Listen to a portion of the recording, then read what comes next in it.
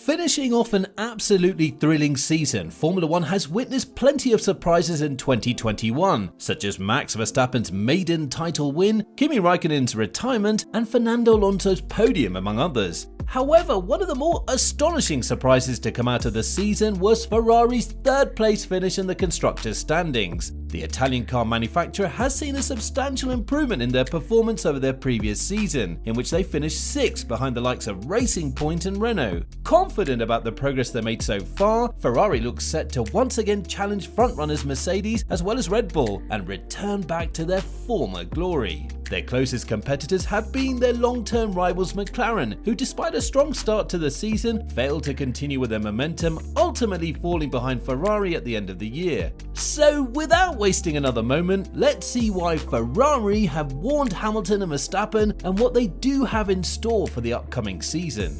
Now, despite their long history in the sport, Ferrari in recent years have seen a decline in form, with their last Constructors' Championship win having come in 2008. From then on, the luxury car makers have taken a back seat, finishing in 3rd or 4th position each year. The introduction of the turbo hybrid era in 2014, however, meant that the teams now had a fresh chance to prove their might in terms of engineering and developing their cars. While Mercedes came out in top in this regard, Ferrari would soon pick up the pace, settling for 2nd place in 2017, 2018 and 2019 consecutively. Things would change shortly enough for Ferrari when suspicions about the team's engines came to light, resulting in a full-blown investigation being launched by the FIA.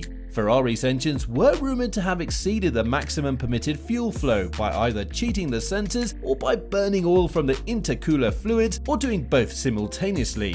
In the aftermath of these events, the FIA and Ferrari signed an undisclosed agreement, whose details are still unclear, much to the fury of the other teams. Following their secretive arrangement, the Ferrari cars struggled with straight-line speeds in a drastic drop from their performance early in 2019. Red Bull driver Max Verstappen shared his thoughts on the whole episode at the time, stating, "That's what happens when you stop cheating, of course, but yeah, they had a good look at it, so now we have to keep a close eye on it, of course." Ferrari team boss Mattia Binotto was quick to deny any such allegations, mentioning, "Honestly, I think that there are a lot of rumours and we should not care too much because we need to stay focused on what we're doing. On the settlement, it's very simple. There's never been a breach of regulation and that's it. Our regulations are very complex. Since then, a lot of technical directives have been issued, and the reason why there has been no transparency on the settlement is because it's about our technical intellectual property, so we don't need to explain to the entire world the way our power unit is working."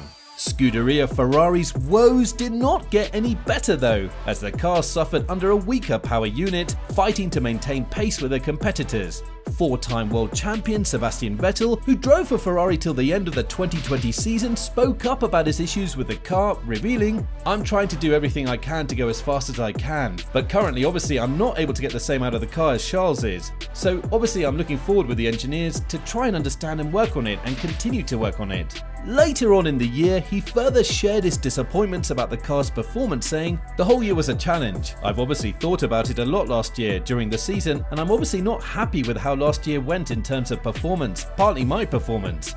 Vettel, who had been with the team since 2015, was quite clearly frustrated with the Ferrari car as he looked forward to replicating his success from his Red Bull days. Despite the massive setback with the cars, Charles Leclerc surprisingly fared much better than his fellow driver Vettel in the same car. Coming to Ferrari's performance in 2021, the team brought along a new lineup of Carlos Sainz and Charles Leclerc, along with a greatly improved SF21 car. Binotto was quite positive about the new car over its previous iteration, saying, "I think from our side we progressed in all the areas that were possible. The aero is certainly better in terms of behaviours and the correlation, but the power unit, the car, overall, wherever it was possible to make improvements, we tried to do them. I think we're still lacking on the engine, less than before certainly, so the gap has closed and I think we're converging." Leclerc too echoed similar sentiments, mentioning, "I feel that it's a little bit better, which is great, and obviously the data confirms it, so yes, it's great to feel it and to see it." The 24-year-old would go on to claim 2 pole positions and 1 podium finish, whereas teammate Sainz would claim 3 podium finishes himself in the 2021 season. It's without doubt that Ferrari had a strong season, with all eyes now set on the constructors for the 2022 season, especially with the introduction of the new regulations that should see the cars race more closely than ever. Ferrari's quick recovery has put its competitors on edge, especially Mercedes, who just claimed their 8th Constructors' Championship, as well as Red Bull, who will be defending their Drivers' Championship title after a very long time.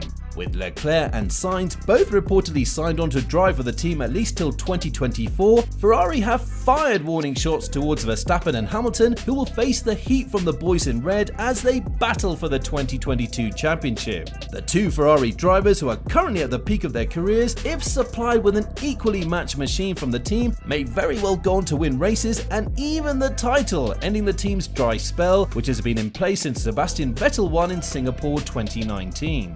While actively competing in last year's campaign, Scuderia Ferrari have been primarily focusing on developing their 2022 car. The early completion of their new hybrid system allowed the team to test it out in Charles Leclerc's car for the last few races starting from Sochi. This upgrade in particular helped the team cement their 3rd position in the leaderboards. The development of the hybrid PU was important for us. We made a big step compared to what we had. If we consider the previous year, the PU was at a big disadvantage in terms of the gap of power, which was very obvious in the straight line. Still, there is a gap to the best, but the gap is reducing, and if I look at what we have done with a view to 2022, I'm sure we will do further improvements, declared Mattia Binotto while talking about their power unit. Ferrari's achievements though have not gone under the radar, as other teams and drivers too have started to make note of the team's progress throughout the year. McLaren driver Lando Norris commented on Ferrari's season, saying, "They said they haven't invested in the development of the car and they were all focused on next season. When the power unit was good, they won races, so I expect them to be very competitive. They're Ferrari, I think the most successful team in F1, and they are for a reason.